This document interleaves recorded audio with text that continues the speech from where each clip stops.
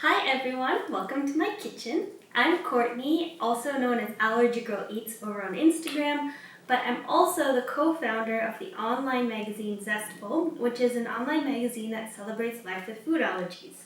Today we're going to cook a recipe from this online magazine, and it is the first in our Global Kitchen series.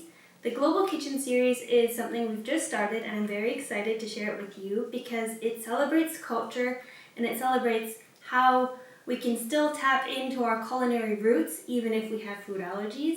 This recipe comes from the other co-founder of Zestful, Shahla. She has Pakistani heritage and her daughter has multiple food allergies. So she adapted some recipes that her mom always makes so that her daughter can try them and she can still have that connection. So today we're making Rajma red kidney beans. And I have the recipe here and I have all the ingredients prepped and I'm excited to share it with you because it's a good starter recipe if you're afraid to cook with spices, and I know that a lot of people with food allergies are afraid to cook with spices because they're kind of unknown, and sometimes the ingredients aren't clear and you don't know whether the spices are cut with something or not. So as long as you find a safe brand that you trust, I think this recipe is totally doable and totally easy for you. What we're going to be doing is multiple steps. So why I want to show you this recipe is because it has like a ton of different steps. Sorry, I ripped it. A ton of different steps, and it can look really intimidating at the beginning, but it's really not. And it can show you that even if you have multiple food allergies, you can still enjoy something that's super flavorful, a little bit spicy, and very interesting on the mouth. So let's jump right in. When you're making a recipe that has a lot of steps and a lot of ingredients, the best thing to do is measure everything out, and then you can sit back and enjoy the experience of cooking. So I've done that here, and let's jump right in. What you have to do is you need to start by warming up your pan and adding either canola oil, olive oil, so more of a neutral oil would be good, or you can use ghee. I'm actually using a butter flavored canola oil that I quite like. I got it because it's great for making pancakes. So I'm gonna let that oil heat up. I will share the ingredients with you guys here. And also you can get the link, I think it'll be provided for you somewhere in the comments. So once we let that heat up, we're gonna let it heat up to medium heat. Then what we're gonna do is we are going to add our cumin seeds. Now unfortunately I didn't find any cumin seeds, so I'm using just plain old cumin. And I think it'll be okay. I will just, instead of listening for the pop of the cumin seeds, like a little bit like popcorn, I'll just let it cook for a few seconds and then I'll move on to the next step. So I'm just waiting for my oil. It smells like popcorn in here now that I've planted that seed. And what we're gonna do is we're gonna add our cumin. The cumin is sizzling and it's smelling really good. I'm just gonna turn the heat down. I think I got a little ambitious here. And then to our cumin, we are going to be adding the onions. So we're adding a cup of onions, and we're going to saute those until they are translucent. Whew. That smells so good. I like to continuously mix things, and then you can start to smell it and nothing burns. And then once those are translucent, we're gonna add ginger and garlic, and we're gonna add a green chili. The green chili is optional. If you want spice, add it. If you're more of a mild type of person, then you can skip that, there's no problem. In goes the garlic and ginger, and we're going to let that saute for about a minute. And then you add your green chili. I want some spice, so I'm definitely adding that in, and we saute it. Now you see there's not tons of spices here, and what's really nice is if you use whole spices like whole cumin, you know that it's just a whole spice.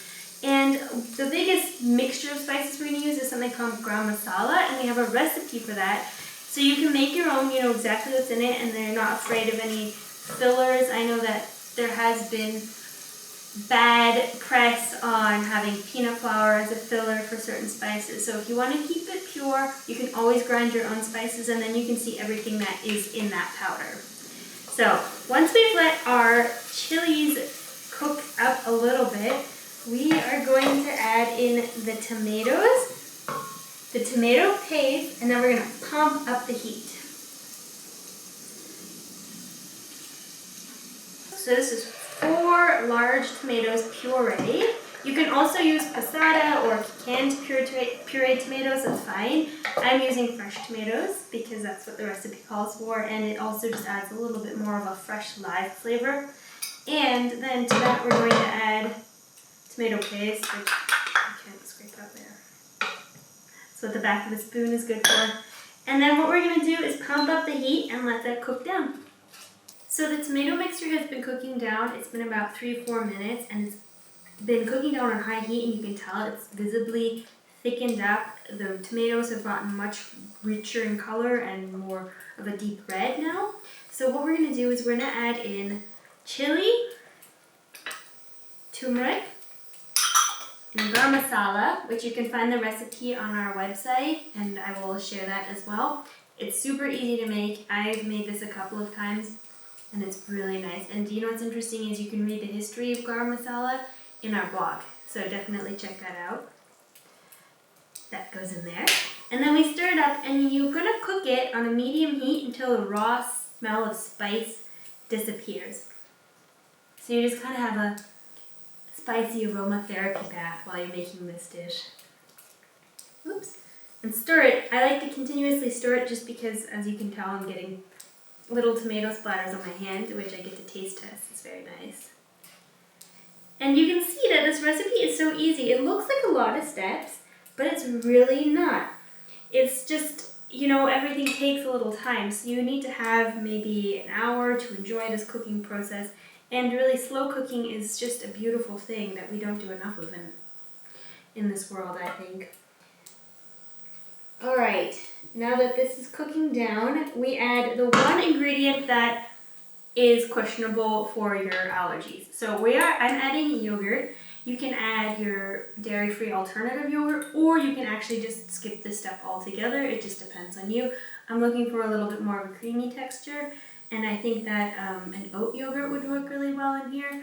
I haven't tried any nut yogurts because I'm allergic to those, so I can't tell you, but I'm betting like a cashew yogurt might work as well, just texture-wise. So I'm going to stir that in and just let it incorporate, and then we add water and our kidney beans. And you're going to add 2 cans of kidney beans and 1 liter of water. I'm telling you the right news. No, you're adding 2 cups of water. Woo! Almost added a liter of water. That would have been bad. Alright, that's nicely incorporated. I'm going to add the kidney beans. I like to rinse and strain my kidney beans just because I don't like any of that goopiness in there. And I also don't like any of the extra salty flavor. So we'll stir that in, and then we're going to add 2 cups of water. I have this handy dandy thing here, so I won't add a liter like I thought I was going to add. There we go. So we're stirring that in, and I almost forgot the bay leaf. Pop that in there. And then you're going to cover it and let it simmer for about 15 minutes. You don't want your kidney beans to get too mushy. You want them to stay firm. So I'm going to pop that on a medium heat and let it simmer, and we'll be back in 15 minutes. So our beans have been boiling for about 15 minutes. It is smelling super aromatic in here. I'm going to turn down the heat just because I don't want the splatter to get on my face like it seems to have been doing since we've been making this. And I'm going to give it a stir. And it is looking nice and thick. And the kidney beans are still holding their shape. So what we do next is we take a 1/4 cup of the beans. I'm just going to drain them of their sauce. It was a little less than a 1/4 cup there. Oop. Throw a 1/4 cup of the beans in a bowl. And with a potato masher or a spoon or a fork, just give them a good squish.